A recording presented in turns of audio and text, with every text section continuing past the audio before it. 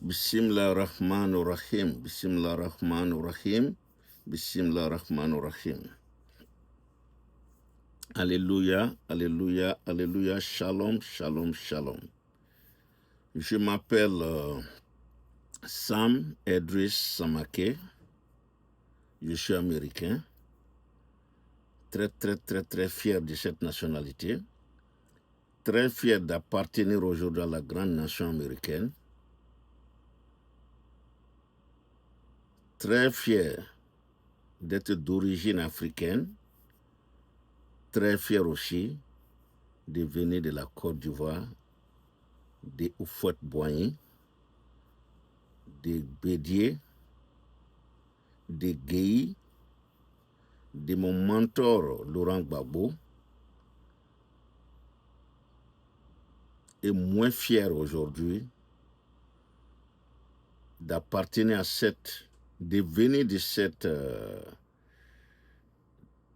contrée qu'est la Côte d'Ivoire, que mon neveu Alassane Dramane Ouattara gère depuis bientôt 20 ans. Je ne suis pas fier. Je ne suis plus fier d'affirmer cette appartenance ivoirienne, mais je suis fier de mes origines.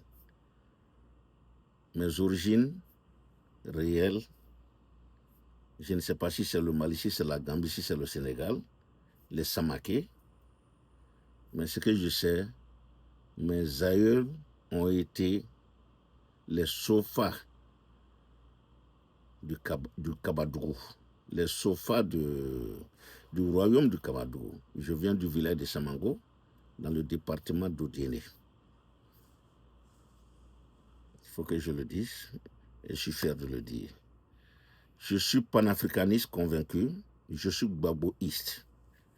Je ne cesserai jamais de le dire parce que nous qui sommes nés à la fin des années 50, alhamdoulilah, qui avons eu l'âge que j'ai aujourd'hui, plus que ça, nous avons connu une Côte d'Ivoire heureuse, très forte économiquement.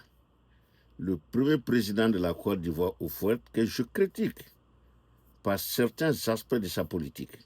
Mais est-ce que c'était sa faute? Je ne crois pas. Mais il faut qu'on dise la vérité aujourd'hui. Il a eu des comportements pas bien, mais il a été un génie politique. Je vais parler d'un domaine aujourd'hui, c'est l'éducation. Houphouët a beaucoup investi dans l'éducation. Bien que plus tard, ma génération, nous soyons sacrifiés. Ceux depuis les années 40, 50, 60 et au plus 70, ils étaient OK. Mais les années 80-90, nous avons été sacrifiés. Parce que les examens de Côte d'Ivoire en ce moment étaient des concours. Les places étaient limitées. Il n'y avait qu'une seule université qui était vétuste. Donc il ne fallait pas, quelle que soit votre intelligence, il fallait un petit nombre accepté qui avait le bac. C'est pourquoi nous, on n'a pas eu le bac. Mais je méritais d'avoir le bac. Parce que j'ai eu mon brevet d'études à la maison. Je faisais cours du soir au CNPTE du plateau. À la maison. Ça, c'est une autre chose. Je vais vous raconter ça un jour. Et dire que moi, je n'ai pas eu le bac. J'ai été... Non. On a une génération qui est sacrifiée. Mais Houphouët a beaucoup investi dans l'éducation. Les élèves, les étudiants de ce temps-là, des années depuis 40 jusqu'à dans les années 80, au plus tard 90, ah non, ils étaient bien. Ils étudiaient, ils étaient calés. Bon, je ne vais pas élargir tout ça aujourd'hui, mais ce que je veux dire, nous étions bien. Houphouët a beaucoup investi dans ces années-là. Et puis ma surprise est très grande et franche, et puis j'ai une très bonne surprise aujourd'hui, de compter parmi mes abonnés à moi, humblement, de compter une frange importante des diplômés de Côte d'Ivoire de ce temps-là, qui sont allés soit en France, en Belgique, en Italie, et c'est ma grande surprise, et qui sont venus aux États-Unis en ce moment-là, et au Canada. Bon, force est de reconnaître que parmi cette élite, dans ce temps-là, il fallait être autour du pouvoir pour pouvoir bénéficier des bourses et venir aux États-Unis ou au Canada. Et puis d'autres aussi qui bénéficiaient réellement, comme Alassane l'a bénéficié de la haute volta du temps. Donc, je suis très surpris aujourd'hui d'être courtisé même, et que ces gens m'appellent et me félicitent pour le travail que j'abats. Alhamdulillah. Je suis très content, je suis très heureux. Et aujourd'hui, je vais parler de ces gens anonymes, mais qui sont éminents dans leur domaine. Très éminents dans leur domaine. Ils sont nombreux dans leur domaine. J'ai fait un post ici sur l'inventeur Tagro, le savant Tagro. J'ai fait un grand post, j'ai fait 2 posts sur Tagro. Je l'ai fait parce que sincèrement, je suis tombé sur le charme de ce monsieur. Et j'ai voulu vraiment vulgariser ce qu'il fait. J'ai voulu que le grand nombre le sache, mes abonnés surtout. Et j'ai fait ce post sur le professeur Alain Tagro, je crois. Et après le post, j'ai reçu beaucoup de lettres, enfin pas de lettres, mais de demandes de mes abonnés à savoir plus sur le Zézépagnon, parce que c'est de ça qu'il s'agit, son invention. Et quand je leur disais que je n'en savais rien, ils étaient étonnés. Et d'autres même m'appelaient parce qu'ils même voulaient parler à Tagro directement. Sam, si tu pouvais vraiment m'arranger pour que je puisse parler. Je dis, mais Tagro même, je ne le connais pas. C'est vrai, j'ai fait le post sur lui, je l'ai fait, puis je suis sincère. Je l'ai fait d'une manière sincère. Parce que j'ai été étonné de savoir qu'un Ivoirien établi aux États-Unis est arrivé à faire ça. Et aujourd'hui, qui est multimillionnaire et qui est en train de travailler en Côte d'Ivoire aujourd'hui, c'était ma fierté. Et je suis très fier du professeur Tagro. Et je l'ai fait. Et puis, vu l'insistance de certains de mes abonnés à vouloir vraiment tout faire pour savoir beaucoup sur le Zézépagnon, sur Tagro, ben, j'ai écrit à Tagro. D'abord, j'ai pris 3 mois pour chercher les coordonnées de Tagro. Je n'ai pas reçu ces coordonnées directes. Mais quelqu'un m'a envoyé les coordonnées sur WhatsApp, où il faut l'écrire et puis il te répond. Effectivement, j'ai écrit à Tagro. Et je me suis présenté. Et 30 minutes après, j'ai reçu la réponse du professeur Tagro, du petit frère Tagro. Il m'a dit, ah ben voilà, je fais une conférence et je vous rappelle tout juste après la conférence terminée. Et j'ai attendu. Tagro n'a plus appelé. Ça fait 3 mois maintenant. Et je me suis dit, il est très très busy. Et je lui ai envoyé encore un joli mot pour lui dire, ben, je te sais très pris, très pris, mais j'ai le temps. Mais si tu me contactais, ça allait me faire plaisir. Avec tous les mots possibles. Et jusqu'à aujourd'hui, je n'ai pas reçu de réponse.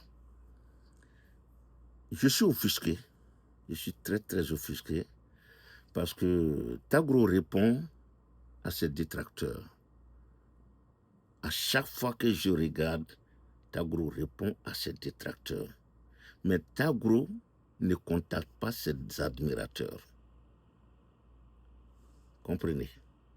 Ses détracteurs, ceux qui parlent mal du Zézépagnon, ou bien qui parlent mal de ses recherches, Tagro a le temps de les répondre. Et je lui avais dit, mais dans un de mes postes, qu'il n'avait pas il ne devait pas se rabaisser à ce niveau. Mais il a continué à le faire.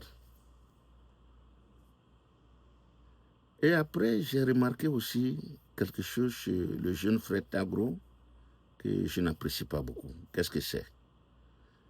Tagro parle de sa richesse. Ce qui est tout à fait normal. Parce que quand tu es aux États-Unis, moi je suis là depuis 40 ans, j'ai appris ça aux États-Unis, l'excellence. Quand tu fais, tu connais, tu as trouvé, tu l'affiches. On affiche la richesse aux États-Unis. On l'affiche et on est heureux. Pourquoi? Parce qu'on ne l'a pas volé comme on vole en Afrique, comme on vole en France, comme on vole en Europe. Aux États-Unis, on ne vole pas. Et là, je suis fier du Tagro d'afficher les résultats, les conséquences de sa réussite. Mais Tagro l'affiche maladroitement. Et il faut que je le lui dise, c'est un petit frère. Tous les basketteurs aux États-Unis, ceux qui ont réussi aux États-Unis, ils ont tout. Toutes sortes de voitures. Ils s'affichent avec, mais ils n'en parlent pas. Mais Tagro parle de ce qu'il a. Il voyageait un jour pour aller au Canada et j'ai suivi ça. Il était dans une nouvelle Mercedes et il est sorti. Et la manière d'afficher, de parler de cette Mercedes, je ne crois pas, je pense qu'il est trop haut pour ça. Il ne doit pas le faire. Et un jour aussi, je l'ai vu ouvrir son garage pour montrer la panoplie de voitures qu'il a. Je pense que Tagro a dépassé ça, en toute sincérité. Je ne pense pas que son niveau aujourd'hui que nous voyons, il doit se permettre de... Bon, il affiche pourquoi. Il le montre pourquoi, je n'en sais rien. Mais là, c'est la maladie des nouveaux riches, des parvenus. Mais Tagro n'est pas un parvenu. Il n'est pas tout un parvenu. Et je m'excuse de le dire. Parce que ce monsieur-là mérite respect. Tagro mérite respect. Venir aux États-Unis et puis créer ce qu'il a créé. Mais ça, c'est parce qu'il est aux États-Unis. S'il était en France, s'il était en Europe, il n'allait jamais avoir ce qu'il a aujourd'hui. Ça, je mets ça aussi. Je suis content d'être aux États-Unis. Les États-Unis vous permettent de vous réaliser. Et Tagro s'est réalisé. Tagro, c'est quelqu'un qui connaît son travail. C'est un grand savant, Tagro. Un très grand savant. J'ai comparé Tagro à Einstein. Et c'est vrai, c'est notre Einstein, Tagro. Et je veux que Tagro le sache. Einstein ne s'est jamais rabaissé pour montrer ses possessions. Non. D'abord, il n'a rien possédé de ce monsieur-là. Il n'a pratiquement rien possédé. Mais il ne s'est jamais rabaissé pour parler du matériel. Quand on atteint le niveau de Tagro aujourd'hui, parler de ses habillements, parler de sa maison, parler de ses voitures, c'est se rabaisser. Et je voudrais que le petit frère Tagro arrête de se rabaisser à ce niveau. Il est un grand savant, un très grand savant qui a réussi et que nous admirons. Et il doit rester en haut. Il ne doit pas descendre sur terre. Au niveau, voilà, il ne doit pas le faire. Cela me rappelle un autre. Niamsi, Wa Cameroun, Wa Africa. Niamsi aussi se rabaisse beaucoup. Il se rabaisse beaucoup, Niamsi. Quand Johnny Pacheco a commencé à avoir ses problèmes, j'ai interpellé Niamsi. Mais avant d'interpeller Niamsi, j'ai souvent fait un clin d'œil à Niamsi pour dire, si la France t'emmerde autant, les États-Unis ont les bras grands ouverts pour toi. Tu es un éminent philosophe, un très, très grand philosophe. Tu as prouvé par tes connaissances, par tes livres, que tu es un grand. Viens aux États-Unis et tu auras tout. Et je lui ai fait comprendre, ou du moins j'ai donné des anecdotes. J'ai parlé de Luc Montagnier, le découvreur du sida, que la France a mis à la retraite. La France, c'est un petit pays, c'est un pays pauvre. C'est un petit pays pauvre. La France a mis Luc Montagnier à la retraite. Il ne voulait pas aller à la retraite. Et la mort dans l'âme, ce grand chercheur, ce grand savant, il s'est exilé où? Aux États-Unis.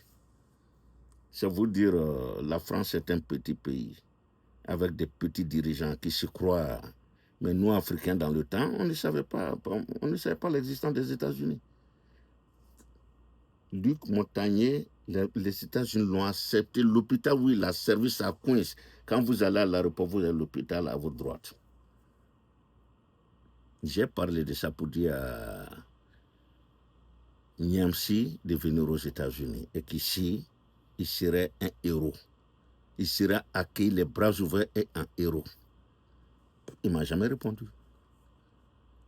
Et ensuite, quand Johnny Pacheco a eu ses problèmes, j'ai dit, ben, Niamsi, malgré les problèmes que Johnny Pacheco a eu, s'il a eu à t'offenser, c'est un petit frère, mais il faut l'aider, mais les avocats à sa disposition. Niamsi n'a jamais répondu. Niamsi est ce personnage que je commence à voir en Tagro. Pourtant, Tagro, je ne pense pas qu'il soit comme ça. Niamsi, en fait, est imbu de sa personne et imbu de ses connaissances, imbu. Et ce n'est pas normal. C'est un petit frère, il faut que je lui dise cette vérité. Je lui dis cette vérité parce qu'il a fait des études en Côte d'Ivoire. Niamsi se croit tellement que Niamsi répondre à un gars comme moi, il se sent rabaissé. Alors que ça ne le rabaisse pas. Ça l'aurait rehaussé. J'ai fait une demande. Ne t'en prends pas à ton petit frère. Et le petit, quel que soit ce qu'il t'a dit, tu es le grand frère. Il a besoin de toi aujourd'hui, il a besoin de tes aides aujourd'hui. Il faut lui venir en aide. Et il a fait un poste qui ne va jamais le faire. Alors là, j'ai vu que grand philosophe, mais il est petit dans sa tête. Et qu'il est minable même dans sa tête. C'est ce que j'ai vu. En toute sincérité. Mais c'est un grand type. C'est un grand homme. Il connaît la philosophie, il connaît son travail. Et je l'apprécie beaucoup, Niamsi. Mais là, il s'est rabaissé à un niveau, ce n'est pas possible. Et j'ai vu son cheminement. Aujourd'hui, il est dans l'AES. Il n'est pas plus ASR que moi. Je connais le Burkina avant lui. Je connais le Burkina depuis les années 70. Je connais Nyangologo en 74. Je connais Nyangologo du crois 72, 74. J'ai été à Bobo Dioulasso en 72. Donc Niamsi aujourd'hui, si c'est ça à l'AES, nous on n'est plus AES que Niamsi. Mais je veux que Niamsi comprenne ça. Et maintenant, ce qui est aberrant, ce qui m'a interpellé, Niamsi parle tellement bien de Soro Guillaume. Niamsi vénère Soro Guillaume. Mais Soro Guillaume que Niamsi vénère de cette sorte, de cette manière, Soro Guillaume, c'est pourquoi j'aime Soro Guillaume. C'est un grand chef en devenir, chef d'État en devenir. N'en déplaise à mes détracteurs. Soro Guillaume a aidé Johnny Pacheco quand il a appris que Johnny avait des problèmes.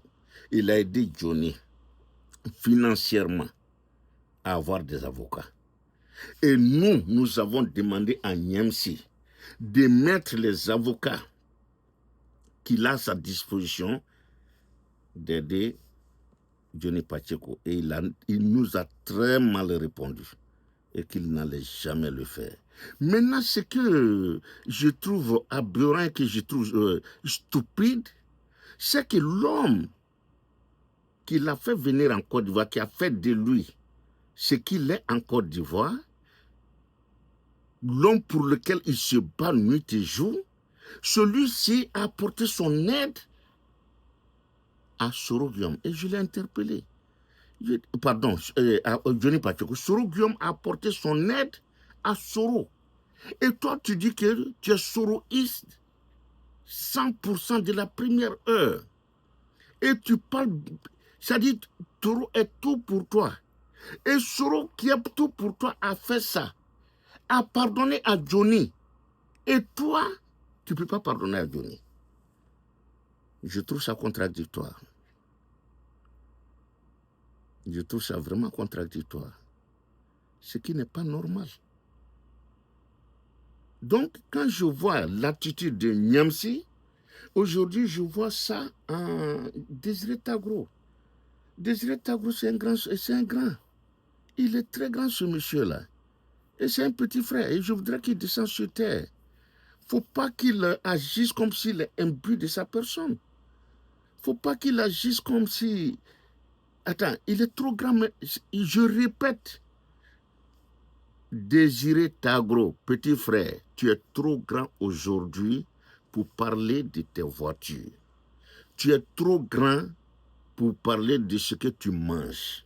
Tu peux faire des trucs, comment on appelle, des conférences, comme tu es docteur, pour dire les bienfaits de la nourriture que tu manges ou bien des machins, mais pas les faits de la manière que tu le fais. Tu es trop grand pour ça. Quand toi tu dis que tu as une Mercedes tant, mais attends là, tu dois avoir aujourd'hui une private jet. C'est à ce niveau que tu es aujourd'hui. Tu vends des millions par an. Tu dois avoir un avion personnel aujourd'hui pour tes déplacements. Et là, on ne doit pas en parler. Mais tu dois nous laisser, nous autres, parler de ça. Mais quand moi je te vois descendre, parler de tes voitures, de tes conquêtes, et puis aussi, il y a un truc que tu fais, ça c'est pas américain. Tu rentres dans la vulgarité souvent. Quand tu parles bon, je m'excuse, excusez-moi mes abonnés. Quand ils parlent de Bangala, des machins, je pense que là, ils descendent dans la boue. Ils descendent dans la boue. Il y a des termes plus appropriés pour lui, pour parler de ça.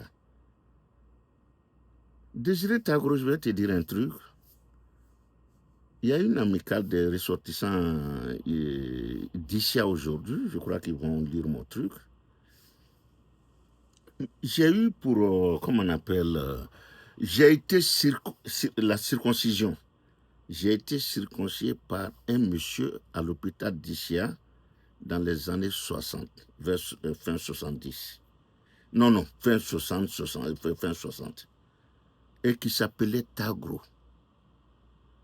Pour nous, c'est le plus grand infirmier qu'on ait vu dans notre vie. Et sincèrement, quand je t'ai vu, j'ai cru que tu étais le fils à celui qui m'a circoncis. À celui qui a fait de moi un homme, parce que nous, les Djoula, les Malinqués, c'est quand tu n'es pas circoncis, tu es Blakoro. Mais quand tu es circoncis, tu deviens un vrai homme. Et ce monsieur, Tagro, que j'ai admiré, peut-être que je vais faire un post sur lui un jour, parce qu'il y a un trait de son caractère que j'ai admiré beaucoup, qui n'a rien à voir avec la médecine. Donc, sincèrement, j'ai cru que Alain Tagro était le fils à mon Tagro à moi. Bon, Tagro, c'est Tagro. De toute façon, c'est la même famille. C'est comme les Samaké partout, c'est la même famille Samaké. Donc, s'il est Tagro, quelque part, c'est sa famille. Donc, j'ai encore aimé Alain Tagro de plus. Et je l'ai préféré à tous les inventeurs. C'est un grand. Et puis, il faut que je vous dise cette vérité. Ça, c'est la vérité. J'ai parlé de Niamsi. Niamsi est un grand. Je reconnais, Niamsi est grand. Il connaît, Niamsi connaît. Niamsi est très cultivé. Niamsi est très, très, très cultivé. Mais quel que soit un être humain, on a toujours des défauts. Mais ce petit défaut, je veux qu'il l'arrête. Tagro aussi, les défauts que je viens de découvrir en lui, je veux qu'il l'arrête.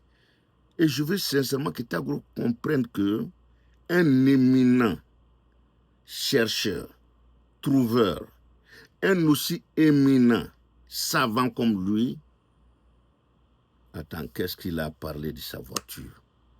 Qu'est-ce qu'il a parlé de ce qu'il porte, de ce qu'il mange, des femmes qu'il peut coucher? Je pense que ça fait honte à beaucoup de ses admirateurs quand ils le voient parler de la sorte. Ça, c'est pas être modeste, c'est être vulgaire. Et je veux que mon petit frère arrête, mon petit frère Tagro arrête d'aller à ce moment, qu'il nous laisse à nous autres, qui n'avons pas leur éducation, qui n'avaient pas leur diplôme, l'argent qu'il a, qui n'ont pas tout ce... Ça dit, c'est à nous de... Voilà, nous, ça peut aller. Les gens vont nous pardonner. Mais pas lui. Niamsi aussi, je réitère ici, Niamsi, je sais que tu vas voir ça. Si tu ne vois pas, quelqu'un va te faire parvenir. J'espérais sincèrement que tu aides ton petit frère Johnny Pacheco. Il a insulté ta maman. J'ai dit un truc ici que je vais répéter. Moi, je connais une dame, elle n'est plus de ce monde, paix à son âme, qui aurait aimé qu'on l'insulte à travers son enfant. Chez nous, nos mamans le disaient.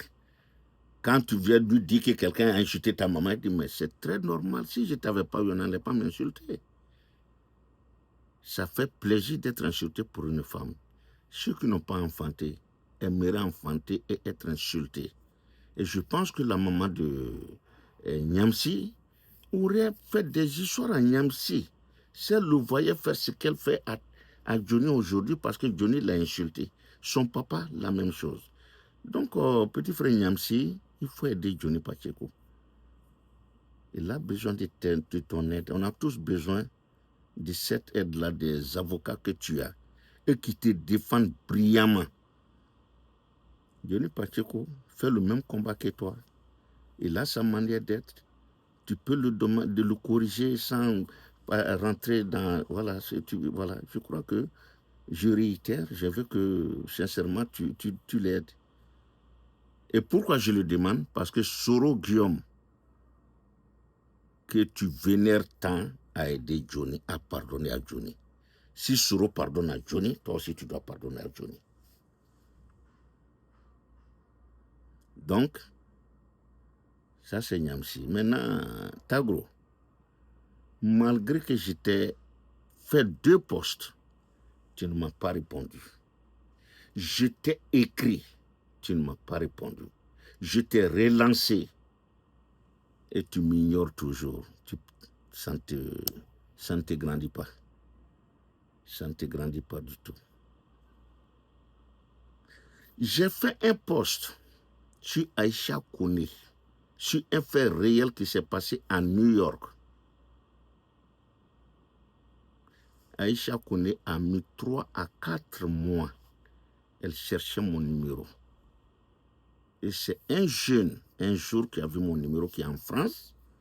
Il va se reconnaître.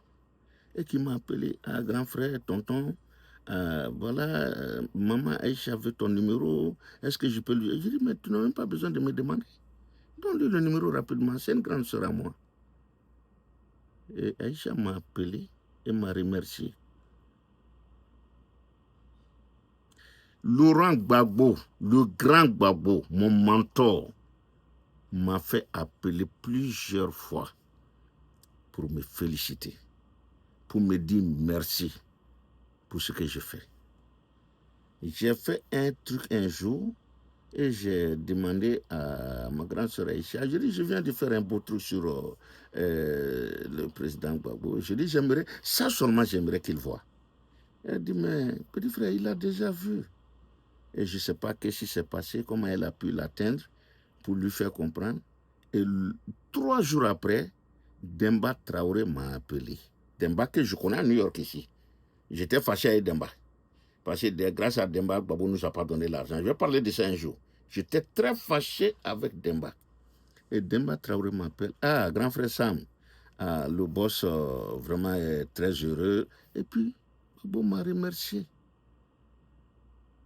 Mais la Sanis, là, elle ne me remercie pas, je comprends. Parce qu'ils ne m'aiment pas, je ne les aime pas. Mais je n'ai pas d'animosité contre Alassane. Alassane, c'est mon neveu, qu'il le veuille ou pas. Tant que ça m'a vient d'Odéné, là, c'est mon neveu. Tenez Brahima, tant que ta main vient d'Odéné, tu es mon neveu. Et Dominique, que tu le veuilles ou pas, tu es ma belle-fille. Je leur parle et j'ai dit dans mon dernier poste qu'ils doivent nous aimer. Ils doivent m'aimer moi, ils doivent aimer Johnny. Parce que nous leur disons ce que leur entourage leur cache. Tout ce que nous leur disons, leur entourage les cache. Et les entourages qu'ils ont là, attendez, s'ils peuvent les tuer là, ils vont les tuer. Télé Brahima, tous ceux qui sont autour de toi, je répète ça aujourd'hui, s'ils ont la possibilité de te faire disparaître, ils vont le faire. Ma sœur est la même chose. Nous qui sommes de loin, on vous dit ce que tout le monde dit, ils pensent tout bas. Ils ne disent pas, hein, ils pensent. Et ils le pensent tout bas, nous on le dit. Je ne suis pas l'ennemi du pouvoir ivoirien. Mais je suis en opposition avec leur manière de faire, leur manière de gérer. Je ne suis pas d'accord qu'on casse les maisons des gens quand Alassane nous a dit qu'en 5 ans, il va donner un toit à chaque Ivoirien. Je suis contre ça. Je suis contre le fait que le fils de Dominique Ouattara n'est pas ivoirien et c'est lui qui vend notre café cacao. Je suis contre ça. Ce n'est pas de la xénophobie, c'est de la réalité. Je ne sais pas s'il est ivoirien, s'il est israélien, mais aucun ivoirien ou israélien ne fait des machins là-bas. Je suis contre ça. Je suis contre la France. La France qui reste chez elle et vend notre cacao, notre pétrole, nous contrôle. Je suis contre le fait que, avant un conseil des ministres, la France doit donner d'abord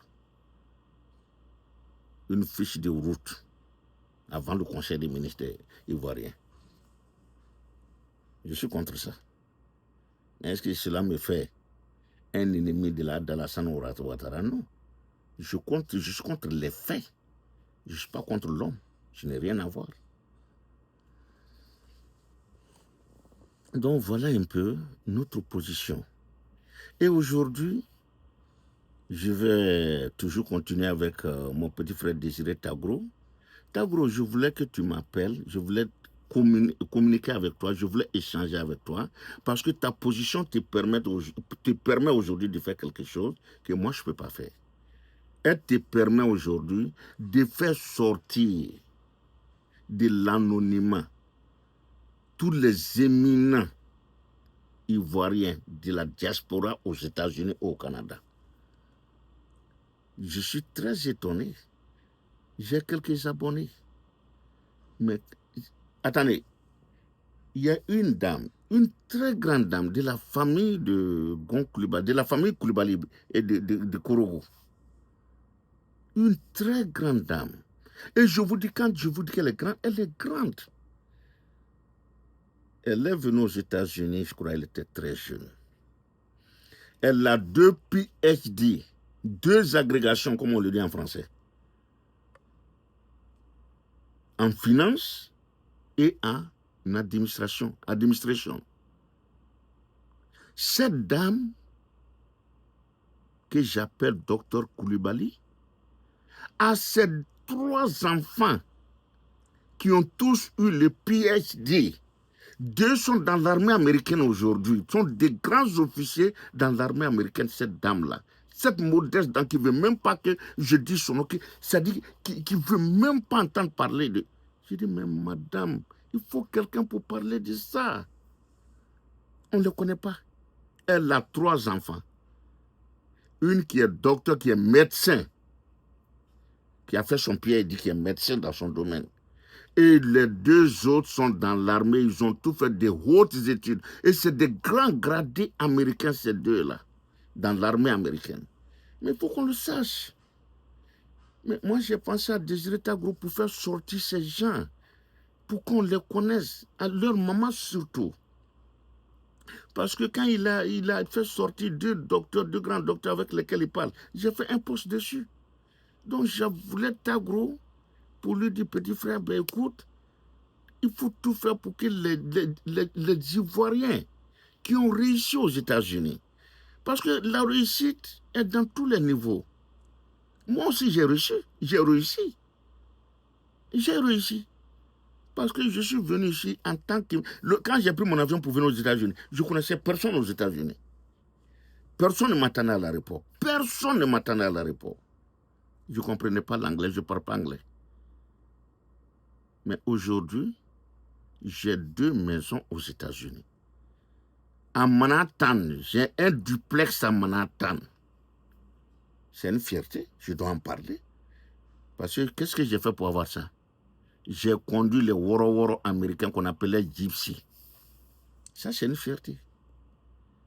Mais il y a combien de hauts cadres ivoiriens ou bien africains qui peuvent se taper la poitrine pour dire qu'ils ont une maison à Manhattan, à New York? Et puis qu'ils l'ont eu d'une manière licite. J'ai eu la mienne d'une manière licite. J'ai eu les miens d'une manière licite. Donc ces gens-là, ils sont nombreux ici. Il y a le docteur Coulibaly dont je viens de vous parler. Et parmi mes abonnés, ça fait maintenant 6 mois que je cause avec une dame. Une très modeste dame. Elle est tellement humble. Et je vais dire son nom. Je veux qu'elle m'excuse, elle est son mari. Je veux qu'il m'excuse. Cette dame est tellement humble. Madame Bakayoko. Son mari est Bakayoko, Mohamed Bakayoko. Un financier, un très grand financier, qui a fait toutes ses études à Boston ici. Il a fait de grandes études aux États-Unis. Et aujourd'hui, il est supervisor d'une très grande banque dont je vais taire le nom. Et ce monsieur est modeste et sa femme est modeste. C'est sa femme qui a pris contact avec moi comme admiratrice, une abonnée. Et pendant près de 4 mois, elle m'appelait pour me féliciter sans jamais me dire qui elle est. Mais elle est docteur. Elle a fait toutes ses études en France. Je crois que son père était médecin, il était à Mans, je crois. Elle a fait toutes ses études en France. Elle connaît d'éminentes personnes. Elle connaît Thiam, qui est aujourd'hui au Destiné, qui préside au Destiné du PDC aujourd'hui. Et la dame, elle est PDC en fait. Mais elle pouvait ne pas m'aimer. Mais elle est PDCI. Mais elle a aimé mes écrits. Et elle m'a dit quoi? Grand frère, je suis PDCI. Et elle m'a fait beaucoup de révélations sur Washington quand Alassane n'était pas encore président.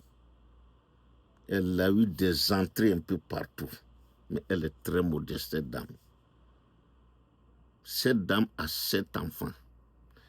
Dont 4 sont, je crois, médecins comme elle-même. Elle est médecin.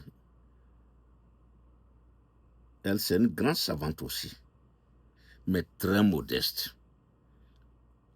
Il n'y a qu'une semaine environ que je connais son vrai nom de famille. Elle est Diomandé. Mais cette dame, cette grande intellectuelle, cette savante, a toujours mis son mari en avant. Et elle sait, oh, quelle modestie. Quelle modestie. Il n'y a qu'à peine une semaine que j'ai su qu'elle était Diomandé. Et je ne suis pas l'Afrique, quelqu'un qui m'a parlé d'elle, que j'ai appelé, qui la connaît un tout petit peu. Et qui m'a dit, ah, c'est Madame Diomandé. J'ai dit, ben, tu dois aller Diomandé. Il dit, oui. Il dit, mais je n'ai jamais su ça. Il dit, non, c'est son mari qui est Bakayoko. Elle respecte son foyer. Elle respecte son mari. C'est une vraie Africaine. Elle est humble. Elle est très humble. Elle a 7 enfants. Avec ça, hein, elle a fait 7 maternités. Elle n'est pas dans les trucs comment dirais, des analphabètes abidjan qui disent oui, aujourd'hui là, je ne vais pas faire 3 enfants. Elle a 7 enfants. Elle me fait rappeler une très grande dame américaine qui a donné même un président à l'Amérique, les Kennedy. Joseph et Rose ont fait beaucoup d'enfants. C'est ça. Les gens humbles, c'est ça, les connaisseurs. Et cette dame, je m'excuse auprès d'elle comme je m'excuse auprès du docteur Coulibaly. de parler d'eux dans mes vidéos. Et cette dame est très, très, très, très modeste. Et j'aimerais, c'est pourquoi je voulais parler au savant Tagro, à mon petit frère savant Alain Tagro, pour qu'il profite de son nom, de sa position aujourd'hui, pour faire connaître les Ivoiriens intellectuels, les Ivoiriens, les éminents Ivoiriens. Parce qu'il y a encore des gens comme lui, mais qui sont dans l'anonymat et qui n'ont pas entrepris comme lui, qui ne sont pas aussi entrepreneurs, savants et entrepreneurs. Lui, il est savant et entrepreneur. Mais lui peut créer une association.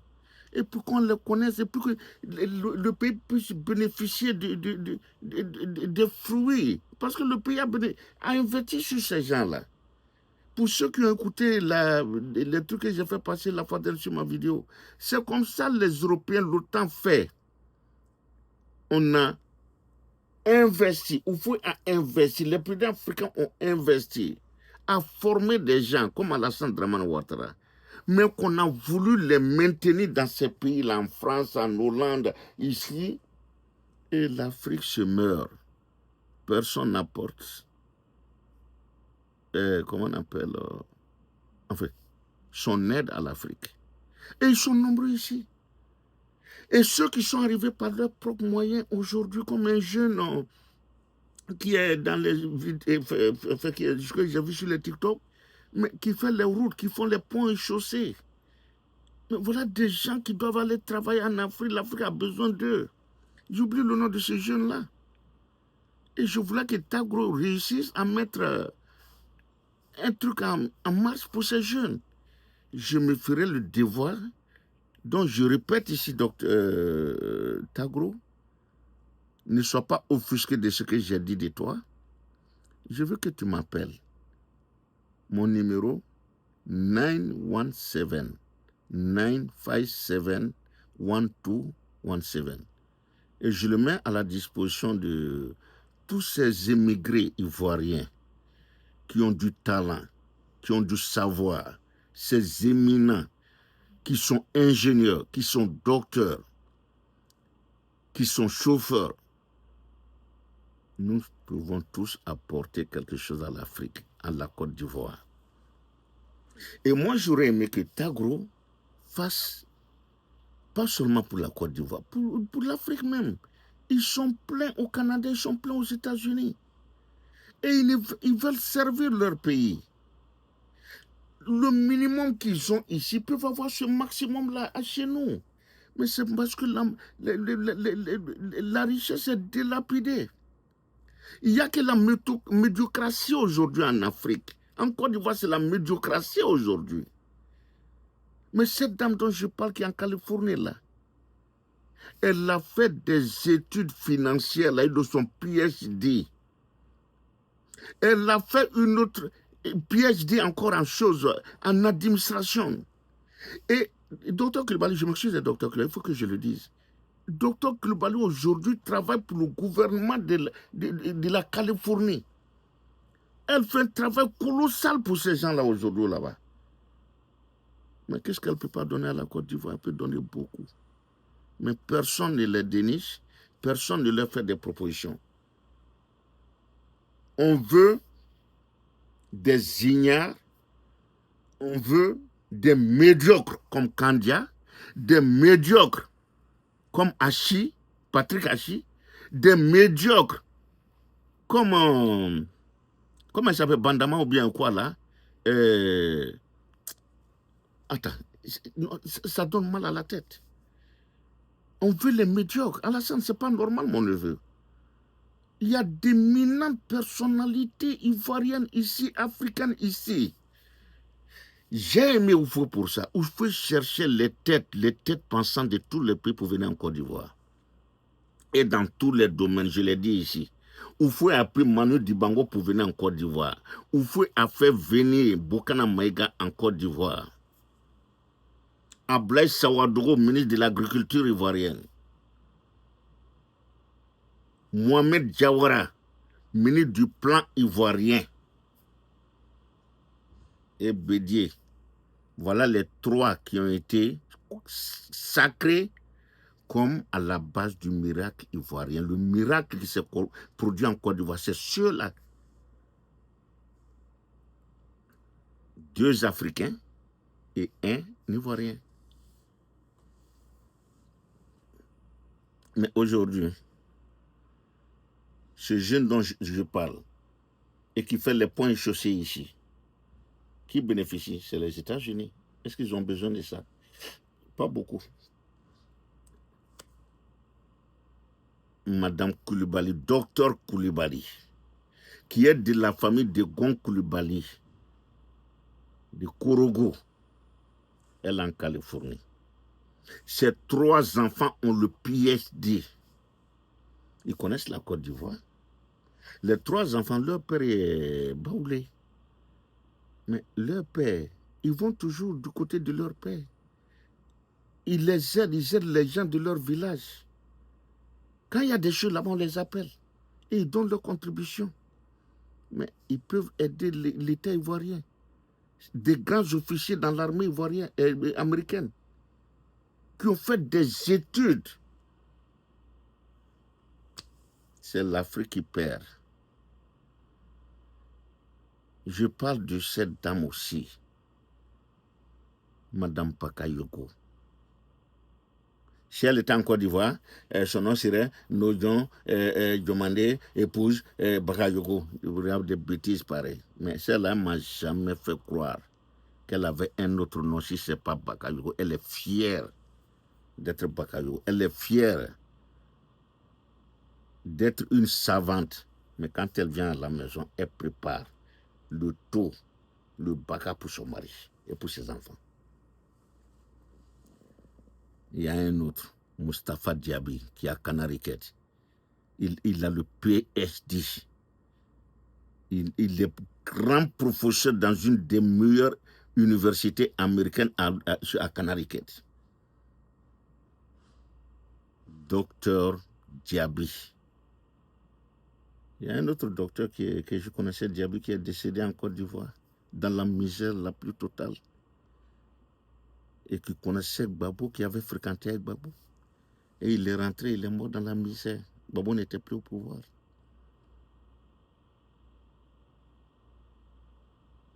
En toute sincérité, aidez-moi.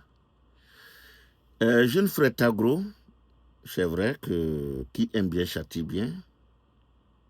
Je ne veux pas de clash. Je ne suis pas venu pour faire un clash avec toi. Seulement, je te donne des conseils des grands frères. Tu es bêté, je suis plus bêté que toi.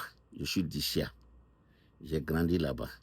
Et j'ai cru que tu étais le fils à mon infirmier qui m'a circoncis, qui a coupé mon petit truc là. J'ai cru que tu es son fils. Mais je suis bêté, tu es bêté, on se comprend entre nous. J'aimerais sincèrement que... J'ai mis mon numéro pour toi. Que tu essaies de créer une association. Et aujourd'hui, tu as les moyens financiers de faire sortir toutes ces éminences grises que la Côte d'Ivoire a ici. Et par-delà, toutes les éminences venant d'Afrique de l'Ouest, Afrique centrale. Tu es multimillionnaire en dollars, tu peux le faire. Et j'aimerais que tu le fasses en toute sincérité. Je profite, tous ceux qui connaissent Tagro réellement, qui ont son numéro direct, passez-le-moi, je vais l'appeler.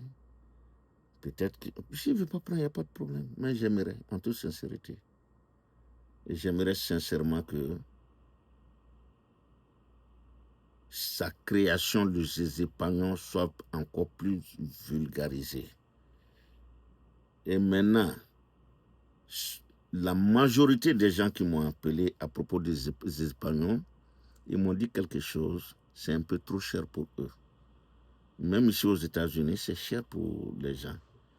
Je ne sais pas s'ils peuvent le faire d'une manière comme les Américains, à grande échelle, un bon produit, mais le prix doit être conséquent, c'est-à-dire diminuer un peu pour me remettre à la portée de ceux qui en ont besoin. Parce que souvent, ces gens de choses, c'est ceux qui ont les moyens qui en profitent, mais qui n'en ont pas besoin que ceux qui sont pauvres. Le pauvre a plus besoin que ceux qui sont nantis. Donc, sur ce côté-là, je veux qu'ils revoient un peu les prix à la baisse un peu. Donc, je m'excuse auprès du docteur Koulibaly. Je m'excuse auprès du docteur, de la doctoresse ou bien docteur Bakayoko, Diomandé. Petit surnom Diomandé.